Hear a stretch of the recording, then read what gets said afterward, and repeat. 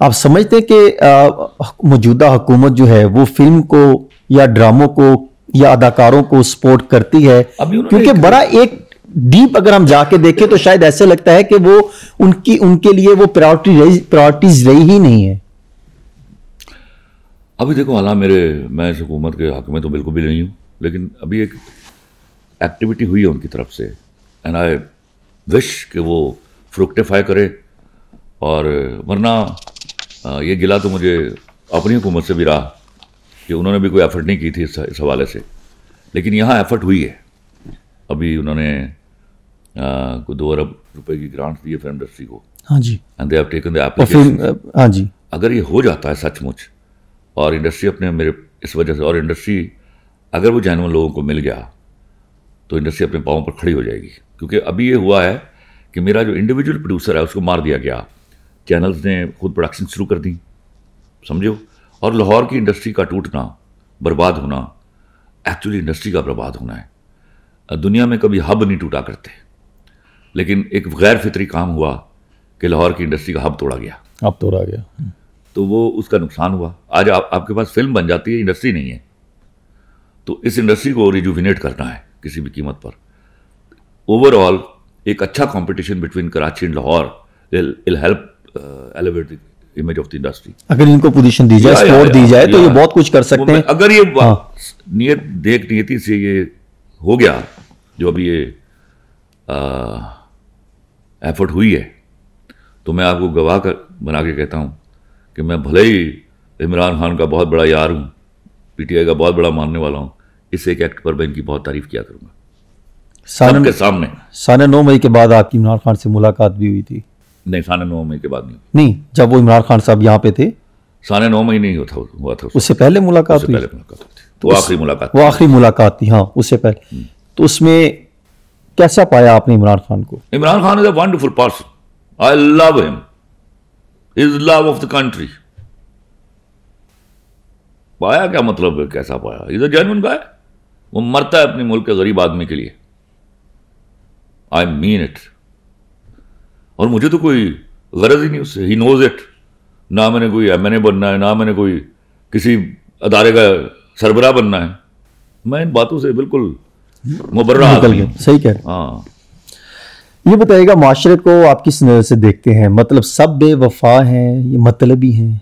नहीं, क्या बात करते, कैसे देखता हूँ ऐसे? हाँ, मादियत परस्ती आ गई। मादा परस्ती जो है ना, वो बहुत सारे लोगों को बेवफा बना देती है। शो ऑफ आ गया, शो ऑफ ने मार डाला। हुआ ये कि आपने महंगे कपड़े देखे, महंगे कपड़ों के अंदर सस्ता आदमी नहीं देखा।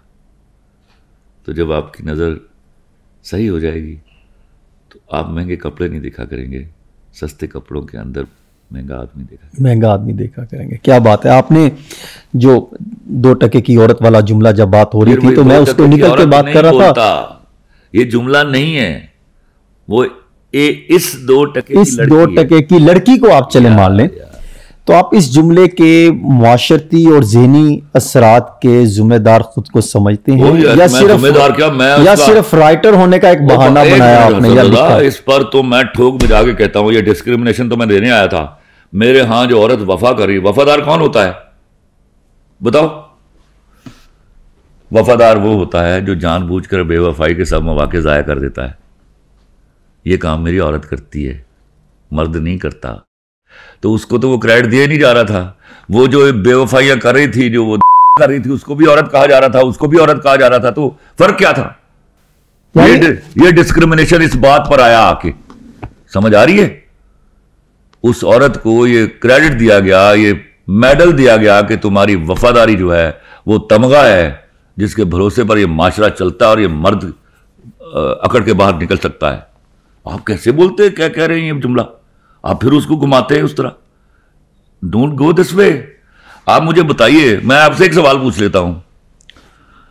मुझे किसी ने एक दफा, मैंने जब ये इंटरव्यू दे रहा था इस हवाले से, तो मैं हार्श लफ्ज इस्तेमाल कर जाता था ऐसी औरतों के बारे में। तो मुझे रिक्वेस्ट की गई कि हार्श लफ्ज ना इस्तेमाल करो। मेरे दोस्त है जिनकी बात मान लेता था मैं, तो I started talking saying them non women. तो मैंने 2-4 चैनल में बोल दिया। तो एक दफा मैं कराची से आया तो मुझे याद नहीं था कि मैंने बैरिस्टर एहतशाम को टाइम दिया हुआ है। बैरिस्टर एहतशाम यार है, फूल भाई पहुंच रहा है 7 बजे। मैंने कहा यार खुदा के वास्ते, अच्छा मैंने कहा फिर ऐसा कर तू नान छोले मंगवा, मैं आ रहा।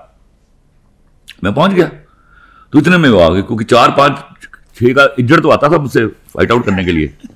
तो आगे ना एकदम जैसे डर नहीं जाते, तो मैंने कहा बैठो, आओ, डर किस बात पे रही हो, बैठते गप मारो, बैठ गए। तो बैठ गए, बातें करने के बाद उसको पता चला कि नहीं ये कोई गुस्से वाला आदमी नहीं है। तो दे गॉट एन अपॉर्चुनिटी। मुझे एक ने कहा कि खलील साहब ये आपने क्या कहाँ से ले आया ये लफ्ज़ नॉन वीमेन। अच्छा मैंने कहा बुरा लगा। तो मैंने कहा ये कहाँ से लाए हो, माई बॉडी माई चॉइस, ये अल्लामा इकबाल ने दिया था, मिर्ज़ा गालिब देकर गया था। यू बोरोड इट, मैंने तो अपना ही इजाद किया है, तुमने तो। अच्छा मैंने कहा चलो मुझे एक बात बताओ। मैंने कहा शाम ऑक्सफोर्ड की डिक्शनरी पढ़ी होगी, उसने लाया, मैंने वो निकाला वो। मैंने कहा ये प्रोस्टिट्यूट का लफ्ज़ है, ये कहाँ से आया, ये कहाँ से आया, ये तो मैंने नहीं दिया, ये तो हज़ारों साल से डिक्शनरी में मौजूद है। प्रोस्टिट्यूट, एक औरत को प्रोस्टिट्यूट करने का मतलब है उसको डिस्क्रिमिनेट कर दिया आपने। तो फिर जब प्रोस्टिट्यूट भी औरत है तो उसका नाम नया रखने की जरूरत क्या है, उसको कहिए नॉन वुमेन। हाँ, उसको प्रोस्टिट्यूट लिखने की क्या जरूरत है। अब सुनिए इस बात को, समझिए पहले भैया। अब मैं आपसे एक सवाल करता हूं, अगर तुम प्रोस्टिट्यूट को भी औरत कहते हो, अपनी मां को भी औरत कहते हो, बीवी को भी औरत, फर्क है ना सर, ये फर्क आया। मैं ये देखिए, आप जो करती है ना, मैं आपको बेइज्जती नहीं करता हूं, मैं रिस्पेक्ट करता हूं, लेकिन जो करती है नजर आइए वो। आप ये ड्रामेबाजी बंद कीजिए, मेरे यहां की अच्छी औरत की तौहीन मत कीजिए। उसने सैक्रिफाइस किया है, वफादारी कुर्बानी का नाम है, ये कुर्बानी उसने दी है, तो उसको मेडल मिलना चाहिए ना। जिसने कुर्बानी दी है उसको मिलना चाहिए। भैया इस खर्च कर रहा हूं ना, तो ये डिस्क्रिमिनेशन जरूरी था नहीं। देखिए क्या करते हैं, हाँ डिस्क्रिमिनेशन जरूरी था। एक फौजी, हम सब फौजियों का एहतराम करते हैं, एक फौजी और एक शहीद में फर्क है ना, जमीन आसमान का, बहुत जमीन आसमान। इसी तरह जब कोई कुर्बानी देता है, देखो मौके सबसे ज्यादा बेवफाई के मौके किसको मिलते हैं, औरत को। मर्द तो ढूंढता है। तो मैं बार बार कहता हूं वफादारी तो होती वहां है, तो वो जो कुर्बानियां देती हैं, अपॉर्चुनिटीज तो उनके पास भी हैं। हाँ, आपने मैं उन लड़कियों का एहतराम करता हूं जो सुबह घर से निकलती हैं, बस पे बैठती हैं, 30-40 हज़ार की नौकरी के लिए दफ्तर पहुंचती हैं, सारा दिन काम करती हैं, डांटे भी सुनती हैं, एड़ियां फट जाती हैं उनकी, और शाम को घर पहुंचती हैं। उन एड़ियों को सलाम है।